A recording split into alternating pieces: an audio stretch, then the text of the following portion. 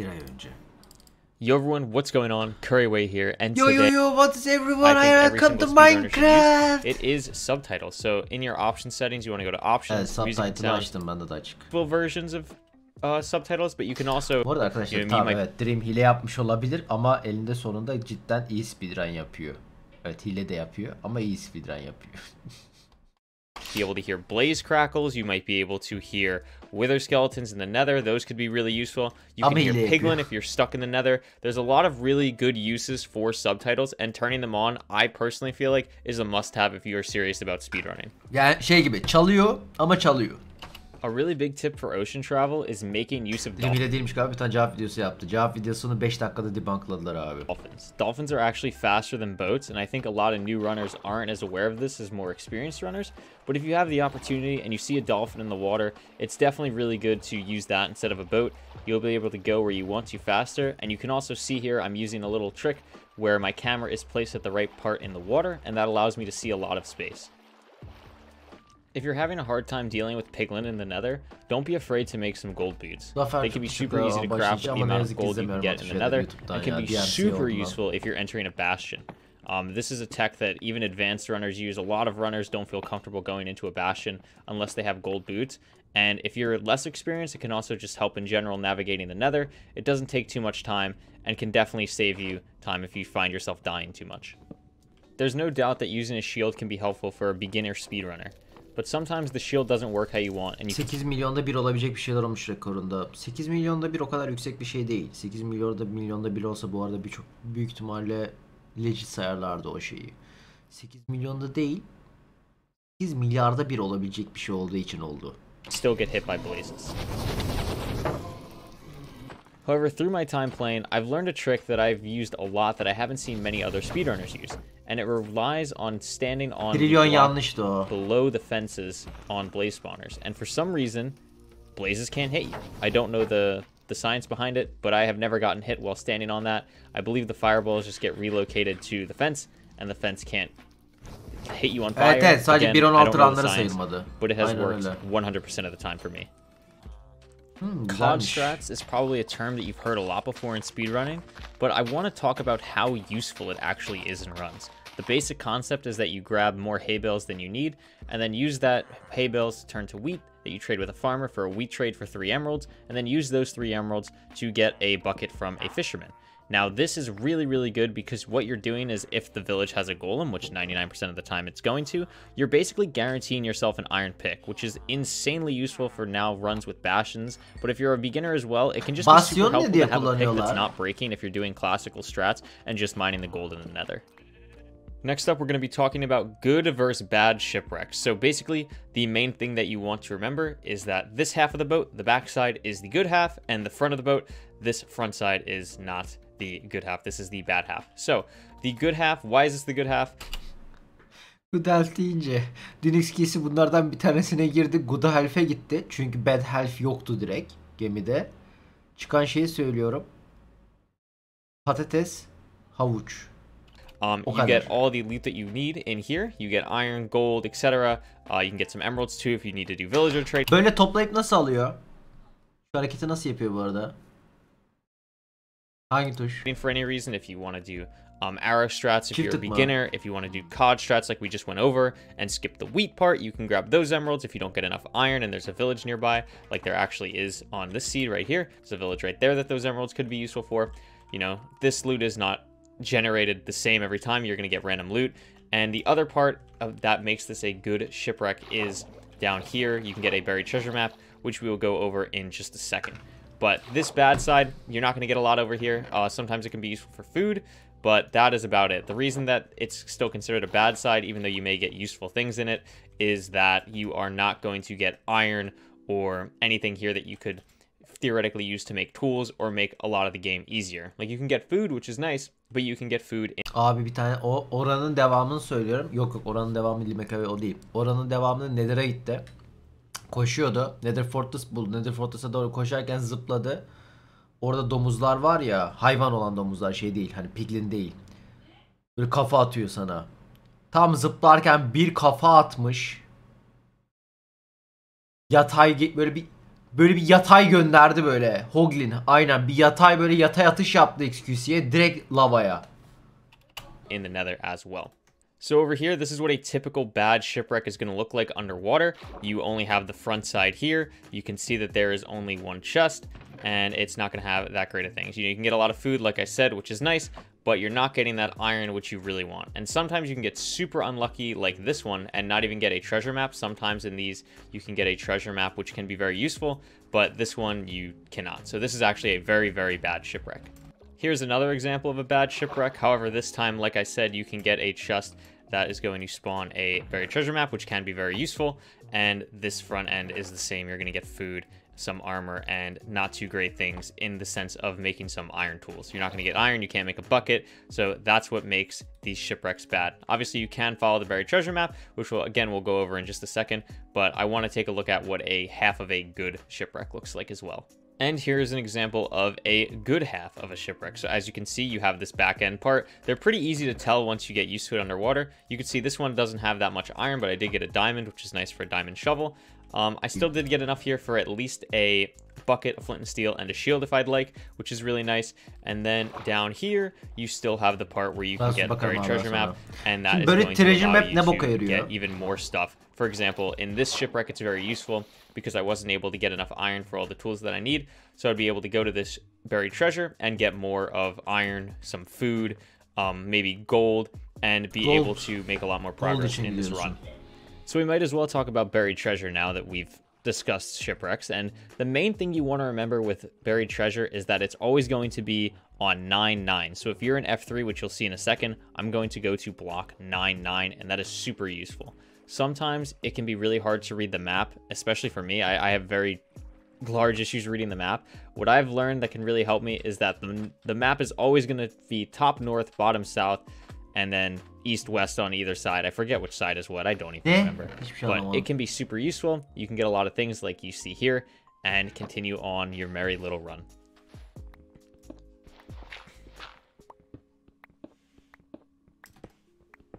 I know that when I started out speedrunning, one of the things that I struggled with the most was finding the end portal room. Now, I can't tell you exactly how to get to the end portal room because that's random, but I can tell you how to get to the starter staircase, which can be super useful because the end portal is normally pretty close to the starter staircase, within 5 to 7 rooms most of the time. Now, how do you do this, you may ask? You do something called backwards doors. So as you can see, I'm running through the stronghold and I'm following only the backwards doors, and that gets me very quickly to the starter staircase. Then all that's left to do is navigate the stronghold and hope you go the right way and find the portal room. So I'm going to speed this one up for everyone because I think it'll just be better overall. But for triangulation, you want to throw your first die when you get out of the nether and then take the angle. Now the thing that I see a lot of people do, this angle is 170.8 by the way, and now we're just going to swap over to spectator and go quite a while with this. So you could see my portal was around -800, -12, right? So let's just say this is around 800 blocks away from the origin, and the origin is 0, 0. So strongholds can't spawn unless you're 1400 blocks away from 0, 0. So sometimes I see a lot of beginners like throw a lot of eyes, and if your portal's here, there's no reason to throw another eye. This angle was about 170 until you get all the way out, like a pretty far way. You know, remember, you're not just adding the coordinates, you're not just adding -900 and -600. You are doing some math. I don't do the math, but there's some math involved, and it's not just adding those coordinates. So I probably wouldn't throw another eye until I'm getting to at least like 1,000. I'm probably throwing my second eye here, and I would do it on an angle. So the thing about triangulation is it's kind of in the name, but you're triangulating. You're creating a triangle, right? So I'm not creating a very big triangle if I'm just throwing this eye on the same angle that it was. So hypothetically, if this was a real run, I'd probably try and... Nether'dan çıktığı zaman bir tane Ender'a atıyor. Ondan sonra onun yani baktığı yöne 200 blok ilerliyor. Start my angle a bit off more and then throw another eye around here. And that would tell me that the stronghold is actually very close. This is a very close stronghold. So that's really cool. So we can remember where our first line was, kind of. We have our second eye, and if you don't remember where the first line is exactly, that's totally okay. You know, I'm just going to throw this again because I kind of forget where the angle was. Normally you wouldn't do this in a run, but I was talking and not paying attention. But this angle is -140, so we want to go this way for a bit. And geldi, eksi 12'deydi. Dur bakayım. Yok canım. Yok oğlum, ne eksi 12'si lan? You get all the way out, like a pretty far way. You know, remember, you're not just like a pretty far way. You get, and if your portal, no reason to throw another eye. Pardon. 1000 gelmiş. Like Oha. 1,000. I'm probably throwing my second eye here, and I would do it on an angle. So with the thing about triangulation, it's really okay. You know, I'm just gonna throw this again because I kind of forget. Eye goes back. It wasn't super close. Let's say this on triangulation. If this is a strat, I know that the eye goes a lot of times, so I would say the stronghold's probably right around here-ish. But I'll throw another eye a bit farther out just to be safe. We'll throw one right here. And yeah, you can see the eye goes backwards. So there we have our triangulation. I know that the eye is just about here from doing these two throws. And if I dug down on 4-4, which is a strat I've talked about in my world record video, if I dug down right here, you could see that puts me directly in the starter staircase. So there you go. That's a very, very quick tip on triangulation. If this stronghold wasn't super close, let's say this stronghold, again, this is a very close stronghold. Let's say it was much farther out.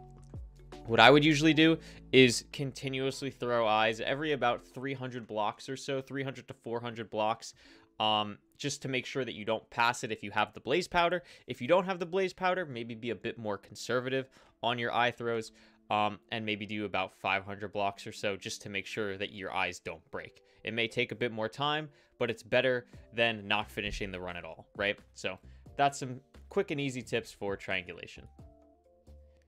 The last thing we're going to be going over in the beginner section is one cycling the dragon. I'm going to leave a link to this map in the description down below. Map çok güzelmiş. It's called Emma's Epic End Practice. It is a very, very, very good map to practice one cycles. I'm pretty sure that all the top speedrunners use it, including myself.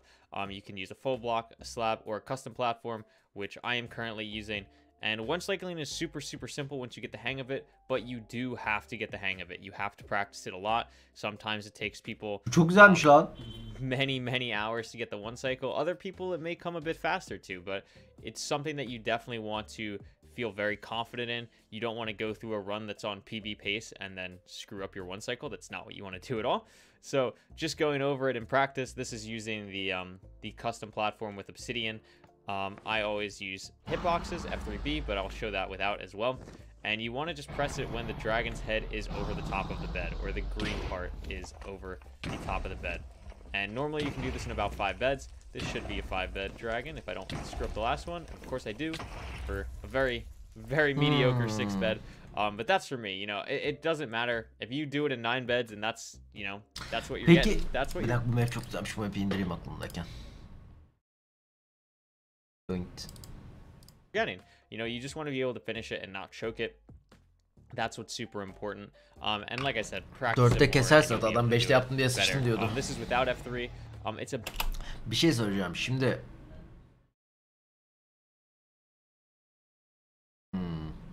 Ama işte bunun obsidian olması, ya normalde obsidian olmayacak bu. Bit harder. I definitely recommend doing it with F3, but I'll show it just for practice. Yeah, this is way harder for me. Not Yok, what I'm used to, but hayır, şöyle bir şey var normalde. I got it in 6, so fark etmiyor. Kırmıyor mu o blok? But like I said, I highly recommend using hitboxes, which is F3 and B on your keyboard. And we Yok biliyorum da obsidian getirmeyeceksin normalde do one yani. quick full block, which is what I'm usually used to. And Onu diyorum you can yani. also do slab as well. But if you did want to do full block, it's just like this. I hold shift when I do it on full block. I highly recommend you do as well if you do it this way. And just place the bed on the top of the platform. And one cycle the dragon like this when the green is above the bed. Just like so. And that'll conclude Ya ben böyle yaparım section. diye düşünüyorum. Let's move on to more experienced. Ne yapıyor? Şeyin bir tane üstüne koyuyor. Yani tam şey hizasına koyuyor. Kendisi tam 2 blok kalıyor. Normali bu an. Sanki bu daha iyi ya. Gerçi aynen piglin trade yapacağım için obsidian bol bol çıkacak, doğru. Ben onu unuttum. Peki o zaman nerede duruyor? O zaman daha da aşağıda. En aşağıda mı duruyor o zaman? O zaman daha da aşağıda duruyor. Bu yatak nasıl Ender Dragon'ı öldürüyor? Yatak normalde şeyde patlıyor abi. Eee...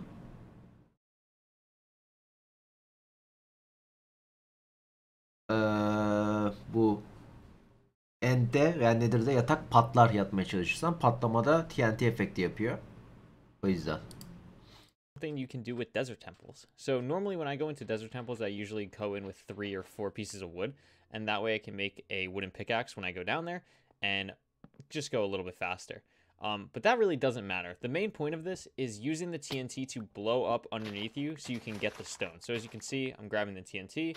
I'm going to place the TNT, a full block, and the pressure plate, and that is going to blow up all 4 of these chests, and I'm just going to be able to get the loot faster. I'm also going to be able to get the cobblestone from the stone that you're going to blow up, and that is super useful for making your stone tools. That's why I only go in with the wood pickaxe, because then I'm able to get all of that stone. And I still have 8 TNT to work with, which is more than enough in 1.16.1 runs. The next thing we're going to be talking about is knowing which house... Şey yapıyor abi, orada 8 tane TNT çıkıyor ya, 8 tane 9 tane TNT çıkıyor ya, 8 tane çıkıyor. 8 TNT'nin bir tanesini harcıyor, bütün chestleri patlatıyor. Aynı zamanda cobblestone'ları patlatıyor. Pardon, 9 tane TNT çıkıyor. Yok 8 çıkmıyor mu ya? Ha, altında da bir tane var, doğru, 9 tane çıkıyor. doğru. 90 TNT'nin bir tanesini harcıyor, 8 tane kalıyor. Bütün ama chestleri ve şeyleri patlatıyor. Cobblestone'ları patlatıyor. Oradan hem cobblestone topluyor hem chestleri topluyor daha hızlı bir şekilde.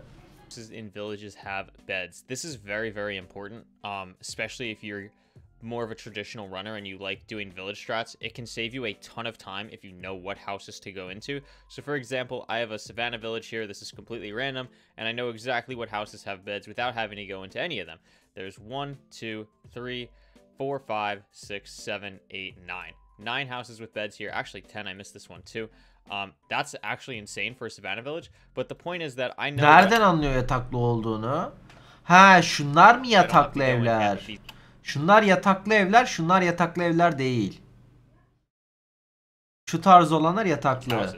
Because they just don't have beds or anything that I need. I know this house has chests in it, but many times in this chest I will not get anything that I need. I don't need that bread because there's an insane amount of food other places in this village, and I know that these houses are just completely useless. And I know that, like I said, a lot of these houses have beds as well. This one actually is super interesting because you get beds that are connected, and this one also has a chest which actually had a bucket in it. Also for savannah villages, you want to know which houses have chests. So for example, we just saw that one has a chest. I know that red houses have a chest, and I know that orange ones have a crafting table. So if I went here, I would see a crafting table. Those can all be very useful things for trying to figure out how fast you can do a village. Bu kopyalın da tutorial olarak olması daha iyi. But at least knowing what houses have beds. Çünkü birisinin speedrun'ını izlerken genellikle şeyi görmüyorsun. Adamın taktiklerini anlatmıyor adam. Yapıyor sadece. Burada mesela bu village'ların hangisinin yatak olup olmadığını bilmeyen çok güzel bir detay bence. Now I want to talk about something called lake salts. This was originally brought to my attention from speedrunners K4 and Fyro. I don't think either of them have a set video on it. However, I've probably talked about their videos or something about them already in this video when I do the voiceovers. Their channels will be linked in the description. They are incredibly talented runners and are super smart at the game. So definitely go check out their videos. I heard this in Fyro's stream, I believe, and basically the concept is if you see a pool of water on the surface, there is a chance that a lava lake tried to spawn underneath it, which is really interesting. I don't know the exact science behind it. I'm not a big Minecraft science person. That's not my forte. I just play the game really fast. But for example, you can see right here, there's a lake. If I went underneath, there's a lava lake right here. This is like insane. You can see that there's lava pops on the surface. It is not always going to be that easy. But again, there's 2 lakes right here. If I dug down, there's lava right here, which I would hear if I'm digging in between the middle of these. But if I even dug down on the right spot, I would dig directly into it, which is really good. And then you can see over here, there's a bunch more lakes and more lava all the way down here, which also spawn on top of another water lake. So you can see this is not just a thing that, like, it's not a very random thing.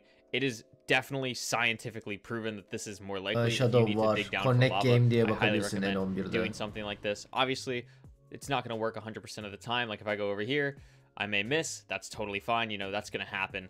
But you can even see it in action down here in this cave. There's a water. Ya şey gibi aslında. Yani bu taktiği her zaman kullanmak mantıklı değil. Ama baktın 2 dakika boyunca lava bulamadın, lava pool bulamadın, dümdüz aşağı kazmak daha mantıklı. Lava lake right here, lava lake right here. Şeyinden. So that's the concept. It's really cool. I wish I knew more about it. It's something that I really want to start using in runs when. Evet, çaresizsen baktın güzel bir run çöp oluyor. I think it can be extremely useful, and I highly recommend people try and use it for super fast nether entries. So we're going to go from one sciencey thing to another somewhat sciencey thing, and that is going to be talking about recognizing the types of bastions. So if you are not familiar, there are 4 different types of bastions that can spawn in the nether: housing, treasure, bridge, and stables is the one that I'm forgetting. And there's a YouTuber and streamer named Twag. I will leave his link in the description. He has done an insane amount of work with bastions. Fyro has as well, who I've talked about. His link is in the description as well. Definitely go check them out for more in-depth bastion tips. This, I think, it's just very important to kind of know which bastion is what almost right away. So I can tell instantly that this is housing. Actually, this is stables. I'm really smart. I was looking at it the wrong way. So I can see that there's 1 rampart here, 1 rampart here, 1 rampart here. If there's 3 ramparts like this, it's stables every time. That is a very, very good indicator. Bu tarzı biliyorum I bu can arada. also tell because this is super flat, and again, it's very wide. Stables is extremely wide. And then if I was inside, I could also tell because of this bottom level right here is also always stables. So I'm not going to go super in depth in it because Twag and Fyro have done way better content that I could ever do on Bastion. So I highly recommend you go check them out. Like I said, their links will be in the description. But knowing what types of bastions you get instantly is super important. I would say that bastions as a whole, like routing bastions and like 2-minute bastions, stuff like that, that is very more. Bastionlarda peki yani şimdi sen o chest'i aldığında piglinler sana uçak kaldırıyor. Doğruyum değil mi orada? Nasıl yapıyorlar?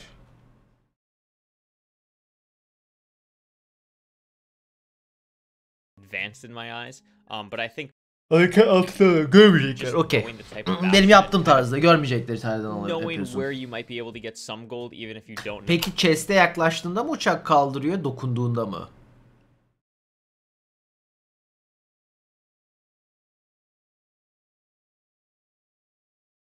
The full route. Dokunduğunda. Tamam, etrafını duvar kaplarım o zaman.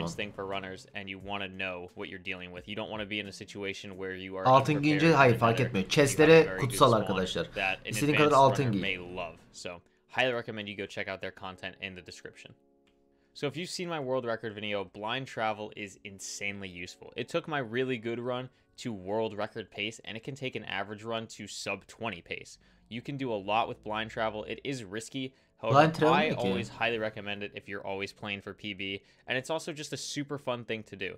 And something about blind travel that you need to know is the coordinates that are good to blind travel. So we're going to be focusing on the first ring of the stronghold because I think that is much more important for the mass of people.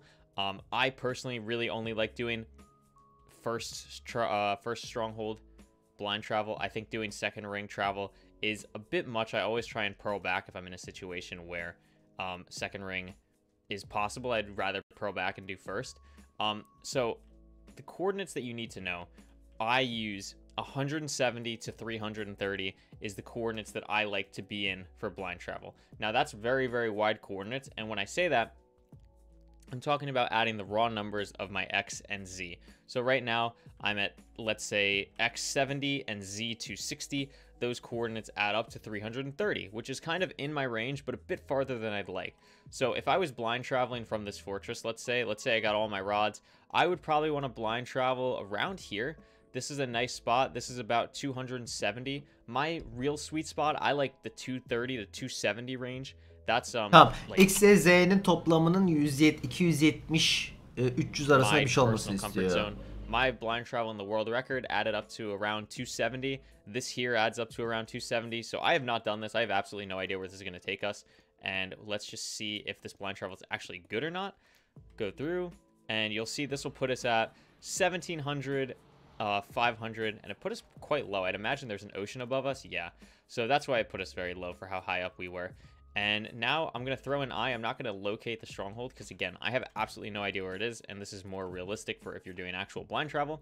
So you can see it's taking şeyden sonra. Şeyden çıkmak us için. this way. All right, so let's see. Let's open our coordinates. So the eye is taking us this way. And both, our one coordinate is going up. Our X is going up. And our Z is going down. Now what that means is that the stronghold could be anywhere here. We are in the stronghold ring, right? So the stronghold could be anywhere here, and it's actually right here. Wow. Oh my god. That's the power of blind travel. It's not fully open exposed, but you could see this is obviously the library. You could tell because of how gigantic and rectangular square it is.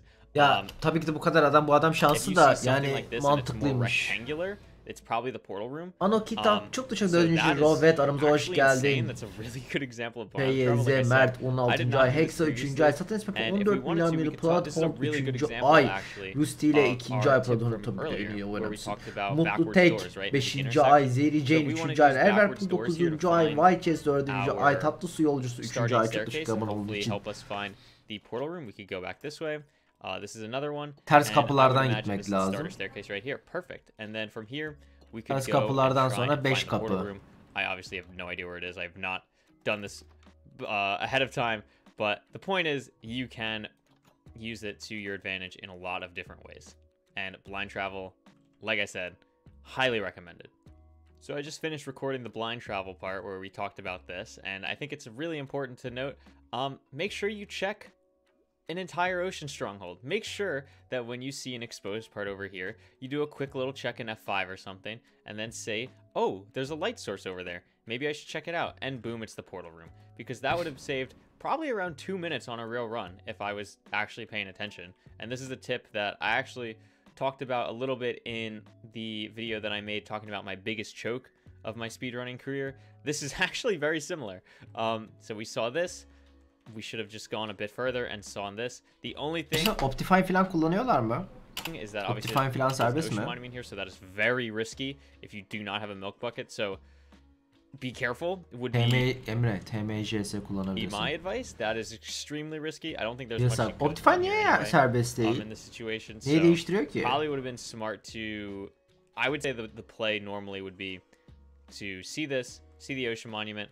I would probably go here and then try and dig in under through this wall to stay away from the ocean monument as much as possible, and then just jump in from back here. And you're probably out of range, but I would be very careful. You know, in a real run, you just kind of have to deal with risks like that. Gerçi yakınlaştırabiliyorsun ya. Interesting little add-on to the blind travel part of this video. Doğru. And the last experienced tier tip that I want to give you guys is to look into the hyper modern meta.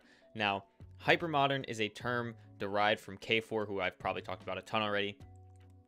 K4 is an extremely smart runner, and I'll just talk about the basic premise of hypermodern. Hypermodern, in my eyes, is getting to the nether as fast as possible, skipping early game things. And a really easy way to do this is by using ocean strategies that we've talked about earlier in this video, like dolphins, like buried treasure, like good and bad ships. Things like that can really help you.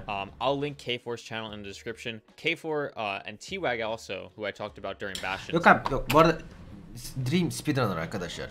En sonda bir hile, yani 1.16'da hile yapmış olabilir ama 1.9'daki 1.8'deki runları falan legit. He did a video talking about underwater magnet. Bu hiç optimal bir speed. Bu arada bu taktik hiç optimal değil ama çok büyük ihtimalle bir sonraki world record bu speedrunlardan birisinden gelecek. Bence.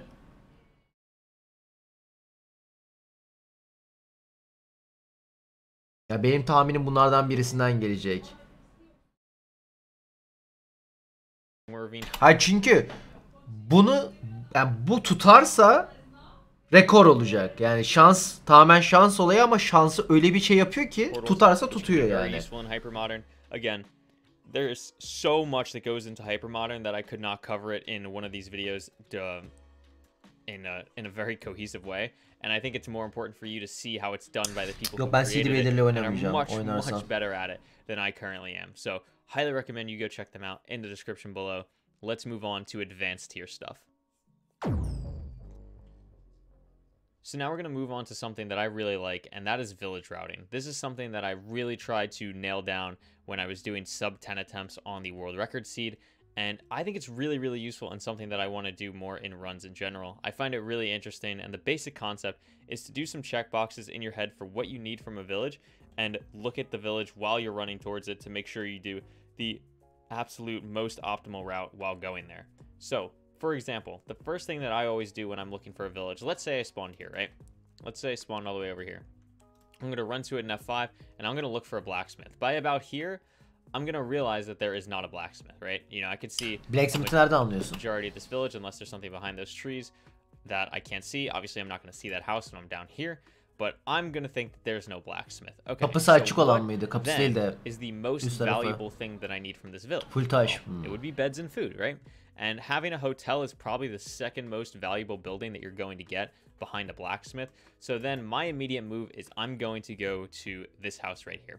So I know that I need food too. I'm going to see food on the way. And the other thing you want to do is you want to take note of where the golem is. So I know the golem's here, right? And I know that the first house that I'm going to is here. So, and in a seed like this, let's say, I would probably do something more hyper modern where I would go out into the ocean to then look for a way to get into the nether, like a lava ravine or just an underwater cave that I can lead to lava, something like that, right? So I know my end goal is over there, my starting point is here, and I need to get here at some point. Now all of that is good, but I also need food. So what I'm probably going to do is I'm going to run over here, and I'm going to grab this house, get the 4 beds. Now I know that doing something like this, where I'm already doing hypermodern, I'm probably cool with 4 beds. I might grab a 5th on the way. So what I would do is I would grab the 4 beds here. I would then use these logs to make my tools. So that'd be 6 stone. I'd have my tools. Then I would be able to grab this hay right here. Or if I wanted to, I could wait and go down here, kill the golem, grab this hay right here too. Grab my 14 pieces of hay, do the cod bucket tray that we talked about before, have an iron pick, have a bucket, and be on my way into the ocean. I wouldn't have to grab a second house because I know I have to come back here, and I can grab this second house on the way, right? So if I'm running this, again, we're spawning over there. I'm running all the way here. I'm grabbing this house first, then making my tools, then going to the golem, then going to the ocean. And that is that. So village routing is super good. Instead of, you know, if you're spawning over here, adam 500 IQ yani. I think it's definitely bu çok allows me to şey play yani. a lot more safe. This is also Bir giriyorsun, bunların hiçbiri yok. 50 saat boyunca köy arıyorsun. a very sloppy version of it because I'm not too comfortable with ocean strats yet since I haven't practiced too much since coming back. But the main Dün bunu XQ'su denedi, tek yedi Downer'dan. premise is you can find this dark prismarine cube, which I just found here, and you can place a door, as I try to do, and get the 8 gold blocks inside. And basically, you have a bastion in your pocket heading to the nether.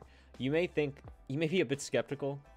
I certainly was at first, but this can be a real strategy. And I got hit by mining fatigue at the end there, but I have a milk bucket from the cow, so I'm totally fine. Even if you don't have a cow with you, and you can still get the gold blocks, it's great because you can just find a cow later on and then use it. It can be a very risky strategy, but it can also be very, very rewarding. So definitely use it at your own risk. I wouldn't advise it to beginning runners, but if you're looking for something new to try, monument strats can be super interesting. So now I want to talk about taking fall damage. You might be thinking, Curry, well, obviously I know that I don't want to take fall damage. That's not good in a run. You don't want to take damage.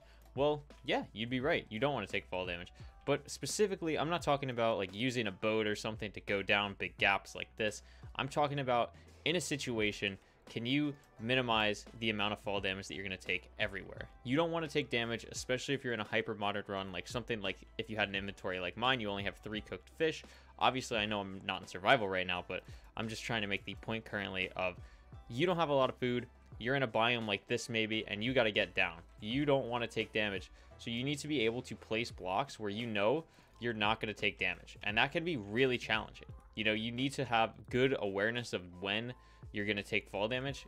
It is 4 blocks on normally. If you're jumping off a block, it's going to be 3. So if I was jumping off this down to here, I'd take a heart of fall damage. If I was on 4 blocks going down to here, I would take half a heart or a heart. Bu şey hyper bilmem ne adam. Doesn't sound like a lot, but it really does add up. So you want to be able to make sure that you know how much you're about to drop, and if you're about to drop, you want to make sure that you place a block so that you don't take that damage. The last two things we're going to talk about is in the end. So first thing I want to talk about is a very simple technique called ender pearling. Obviously you know what ender pearling is, but in this specific sense, if I swap to survival, let me eat a piece of bread or two, and I want to get super high, right? We know how in Perching strats you want to be far away from this tower. You want to be far away, you want to be high up, and it's going to make the dragon perch faster, right? So instead of water bucketing up normally, someone actually left a comment on the original world record video on doing something like this, and it's super useful if you get the hang of it. Basically, you ender pearl, you place a block right underneath you, and then you just tower up, and it saves you a ton of time. And look, now I'm over here, I still have an ender pearl, the dragon is on the other side, and getting ready to perch. So that can be super useful. Obviously, I'm not gonna, you know, perch and do the 1 cycle right now, but the premise is it can make it a lot easier and save a lot of time. So I highly recommend if you get comfortable and practice. Yok, bu hitbox sayılmıyor. Ay, hile sayılmıyor bu. Hitbox sayılmıyor It dedim. save you around 5 to 10 seconds, and you know, in leaderboard talk, it can be really big. The final thing we're going to be going over is north-south perching. This is again something that has been done by K4. Gitarist tam dediğin şeye Also geldi. someone